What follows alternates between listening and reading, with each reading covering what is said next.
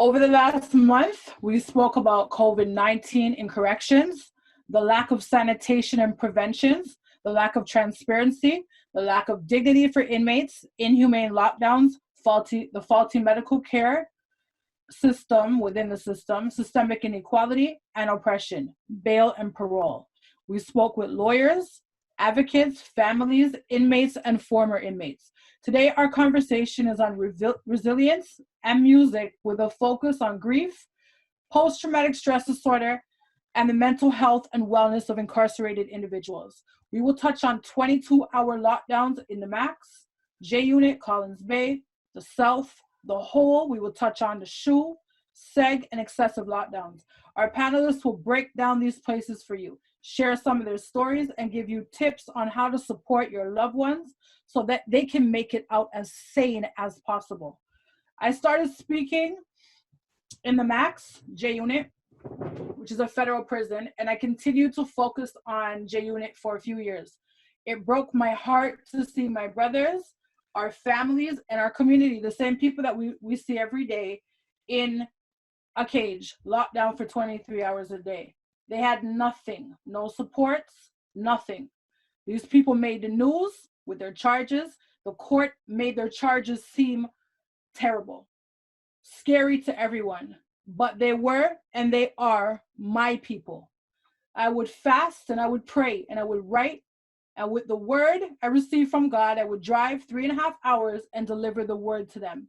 And they would soak up the word and they would appreciate the word, the corporate words and the personal word that was for them. And if there is nothing else in the world that I know I can do, I know I can break down the word of God. I began to bring people and perform plays in Millhaven J Unit for Black History Month, a skit with a powerful message. My main goal was to give them hope because I knew what it felt like to be hopeless. Years later, I was summoned by those same kings who spread out to different prisons. And we started program after program for years and years. Proposal after proposal was denied, and we continued to volunteer programming. After denial and denial, they approved a shockingly approved a documentary that we did. And with this documentary, some of these pictures is what you'll see behind here, and some of the panelists are in that documentary. It was about 8 people who were currently incarcerated and were serving life sentences. And there are different stories. And it was just to prove that the gun violence in the city is not due to one issue, but there are different issues, but they're stemming from the conditions.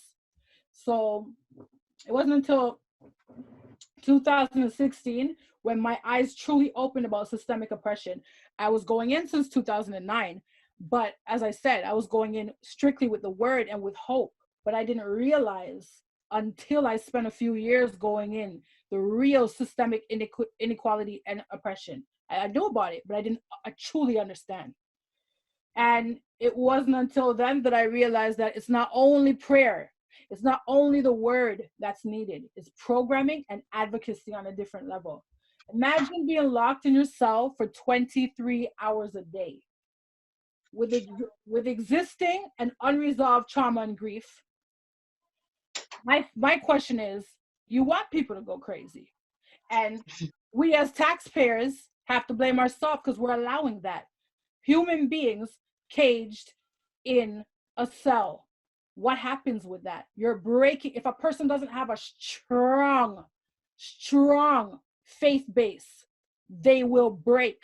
And even if they do have a strong faith base, they will have mental health issues, right? So we have a whole bunch of people out here that are involved in the gun violence in the city, but in a sense, we've created that ourselves, right? Jail is supposed to be about rehabilitating individuals. Prison is supposed to be about rehabilitating individuals, and there's no culturally sensitive programming, and there's no programming that touches on any of the issues that they face if you are of color.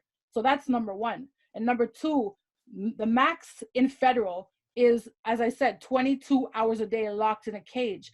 But the South Detention Center houses people who are awaiting trial. They have not been found guilty as yet. And they are also, especially in this time, of COVID-19. And even before, there was a lack of guards. So they were locked down excessively, sometimes 22 hours a day. Sometimes they're not able to shower for 3 days. So at the end of the day, we're creating people that have mental health issues, and we're creating animals, and that affects us in the community.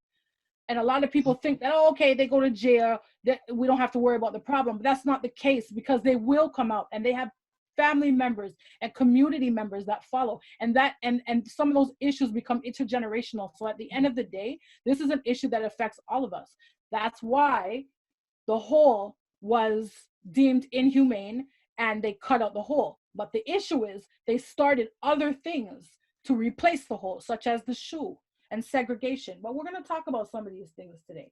All I want to ask you to do is think about you and in this time of COVID-19 and how this lockdown feels to you. Now imagine being locked in a cell for 22 hours a day, right? And imagine being locked in a cell when you already have intergenerational trauma and you already have trauma and unresolved grief, right? And post-traumatic stress disorder. Now, what does that do to your mental health? And what is happening to our young people that are incarcerated? I say this every week, but people that are in the South Detention Center are in there because they are of color or they're poor. Because people who have money and are privileged, they are afforded bail.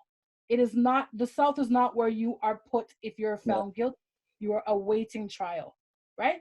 Now, regardless, oppression equals poverty, which equals gun violence, which equals survival of the fittest, which equals incarceration, which equals financial gain in the criminal justice system. And who benefits off of the criminal justice system?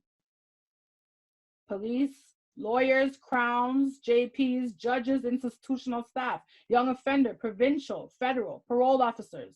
It is a business.